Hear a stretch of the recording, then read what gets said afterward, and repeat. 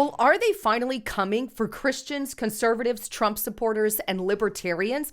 Well, if you've been watching my channel, then you're already well aware that the Democratic Party, including Biden's entire administration, has been consistently and constantly labeling Republicans, as Nancy Pelosi likes to put it, as domestic enemies of the state. And every move that his administration has made thus far has been about dismantling that opposition, even to the point where he has had the Department of Homeland Security put out national bulletins warning that there may be people in the United States of America who are against COVID-19 mandates and measures that just might rise up violently, or those who believe that the election was, well, an epic failure and a fraud. Those are the people that the Biden administration has deemed as threats, not to mention parents who protest at school board meetings. Well, now they are creating a brand new branch focused on domestic terrorism. Here's what I'm talking about here. Take a look at this article, and this is on abcnews.com.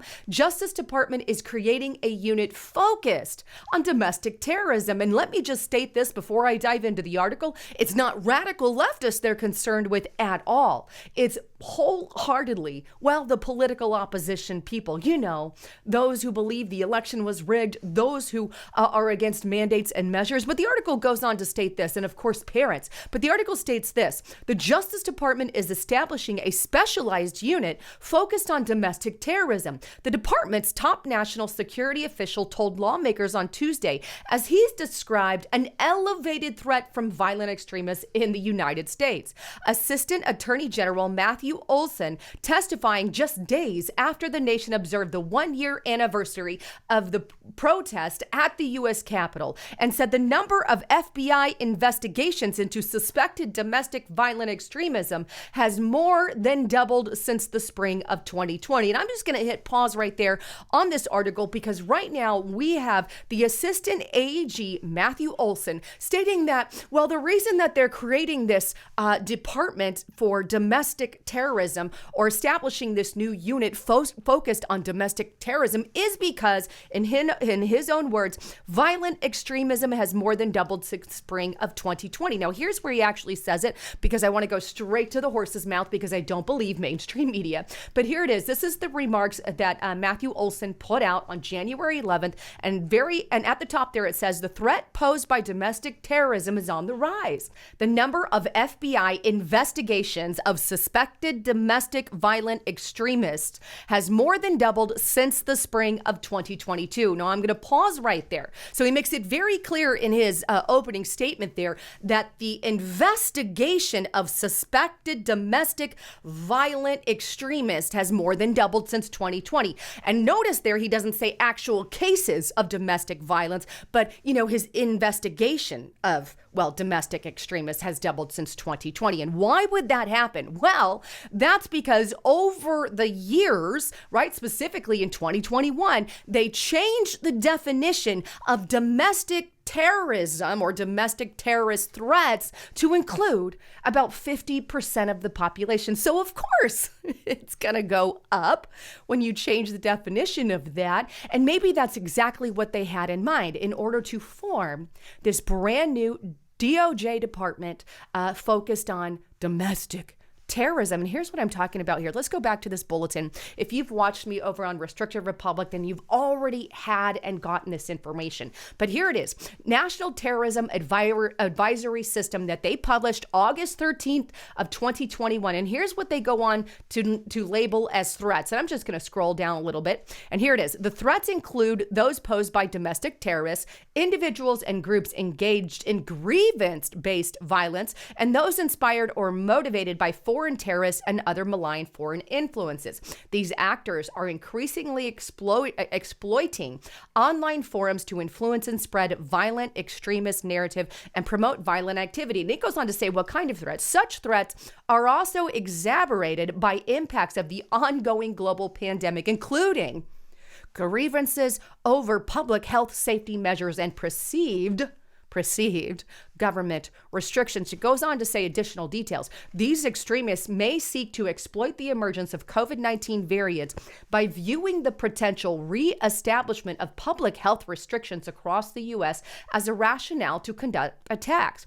Pandemic-related stressors have contributed to increased societal strains and tensions, driving plots by domestic violent extremists, and they may contribute to more violence, they say this year. So simply being against COVID mandates and measures. And then it goes also on to talk about conspiracy theories or ideologies on perceived election fraud that can cause issues there, or can cause one to think that they can do acts of domestic violent extremism. Remember this little bulletin that was published on ABC Nightly News, and its potential terrorist threat from that bulletin include opposition to COVID measures, claims of election fraud, and belief that Trump can be reinstated. And here they have it on this alert. So not only that, but let's also look at the definition while we're at it. Before we go back to that announcement by Olson there, let's look at the definition of what a domestic terrorist is. And here it is, domestic terrorism. The term domestic terrorism means that involved in acts dangerous to human life that are a violation of criminal laws of the U.S. and or B, they appear to be intended to intimidate or coerce a civil population. Just to intimidate and coerce them into doing something, to influence the policy of government by intimidation or coercion. So this is kind of makes you wonder, because you can intimidate a population simply by speaking something. And now somehow that's part of a domestic terrorist extremist. Look, this is why I created RestrictedRepublic.com. You got to get over there. Justice Night put out a massive report today, the shocking overnight Biden backtrack, major life-changing announcement, and a couple other ones that you're seeing here. We've got some huge videos that you need to get on over there and watch at Restrictive Republic. And right now, we're giving it away for $5 per month for the entire first year. Use the coupon code 2020. But if you really want to know what's going on with how we're being labeled, how we're being tracked, how we're being watched, get to RestrictedRepublic.com. And I'm going to be doing a live stream event there that's exclusively for Restricted Republic people here within the next week. So get to Restricted Republic and check us out there and help really support what we do. But going back now to that DOJ article here on AG Matthew Olson's opening remarks before the U.S. Senate committee, he goes on to say that not only, as we've already covered, the number of FBI investigation of suspected domestic violence extremists have more than doubled in the spring of 2022, which we've already addressed, is due to the fact that they changed the definition to include about 50% of the population. But he goes on to state this in that report, and it's just scrolling down a little bit. He says, we face an elevated threat from domestic violent extremism. That is, individuals in the U.S. who seek to commit violent criminal acts in furtherance of domestic, social, or political goals. Domestic violent extremists, are often motivated by a mix of ideologies and personal grievances. We have seen a growing threat from those who are motivated by racial animus, as well as those who ascribe to extremist, anti-government, and anti-authority ideologies. In other words, you can't be against the government in any way, shape, or form, nor can you be against anti-authority in any way, shape, or form. This is terrifying when you think of what happened in the United States history's past with the Palmer raids, when they went after their political opposition, round up 4,000 people overnight, thousands of them. I think it's 2,000 or 4,000, put them in jail simply for how they believed.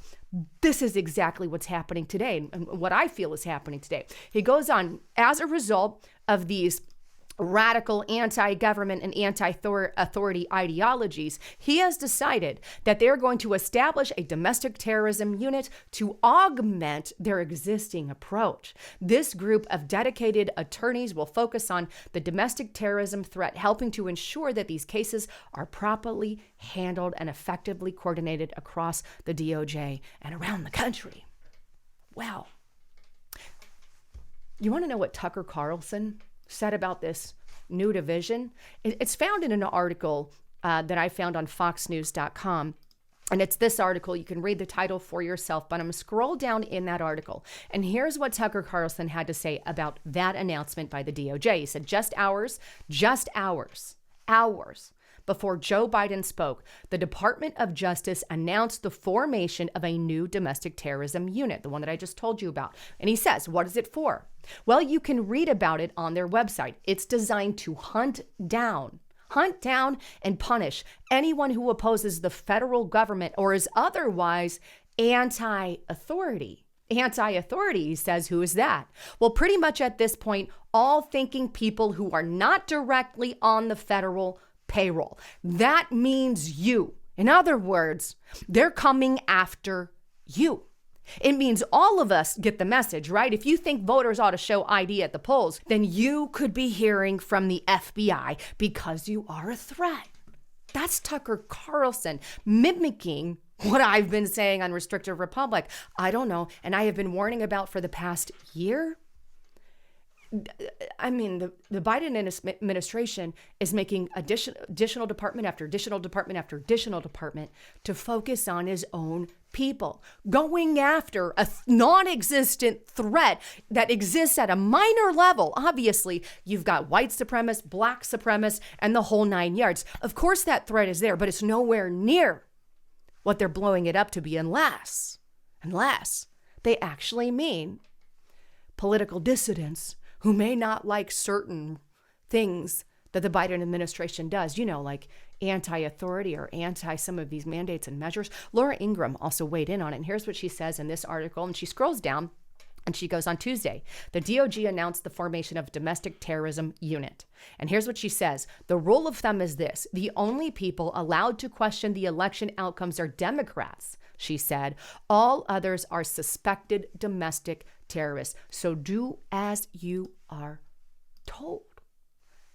Not my words.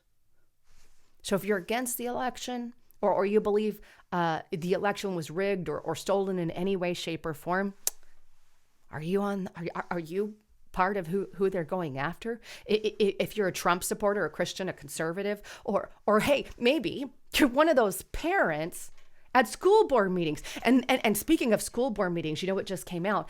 Joe Biden's election secretary, Cardona, actually solicited the National School Board Association to do that. And this was unraveled by Project Veritas, according to information that they found. And here's what we're talking about here. This is on Fox News. Education Secretary Cardona solicited NSBA letter comparing protesting parents to domestic terrorists. Interesting. So if this was spearheaded by Joe Biden's election secretary, who said, hey, let's write this letter, National School Board Association, put it out there, and I'm going to send it to Joe Biden. Wait now. This is corruption on the highest level we have ever seen. You want to know what else is interesting? Coincidentally, in like a week or two, after Joe Biden's announcement of the DOJ creating a new domestic terrorist unit, there's guerrilla warfare that's going to take place here in the U.S., right? It's called Robin Sage. And what is Robin Sage about? Well, let's go to dailymail.com. This is dailymail.com. A Civil War rehearsal, they call it. U.S. Army will conduct a 2-week guerrilla war training exercise in North Carolina to teach special forces how to overthrow an illegitimate government. Just weeks after the DOJ announces a new domestic terrorism unit. Coincidence that it's just, that they made the announcement just before that. And by the way, Robin Sage is an annual thing that they've been doing since the 1970s. It's been going on for years. Okay. So don't let anybody tell you that that's something brand new. It's not brand new. It's been going on since the 1970s. Okay. However, the timing couldn't be more perfect. Now, could it? DOJ announcement. Let's get ready for this new terrorist unit. They've already established it's conservatives, Christians, patriots, all the same people that they're removing from social media. Get to Restrictive Republic. Please, I can't stress that enough. Or alternative sites, if not there. And this is what's going on in the United States of America. So I ask you, are they finally coming for you? while simultaneously now they're practicing going after American citizens. That's what Robert Sage has been about. Training exercise that a lot of people criticize as, well, it's kind of like the military going after their own people. And so a lot of American citizens are not happy with this particular exercise because that's kind of what they rehearse.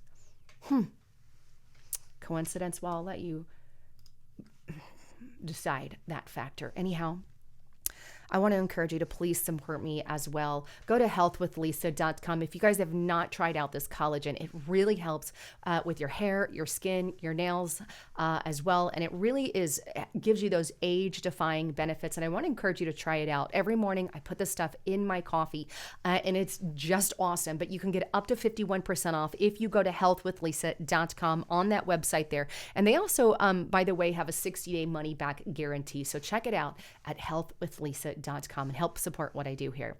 Anyhow, thanks again for tuning in. I'm Lisa Haven, signing out.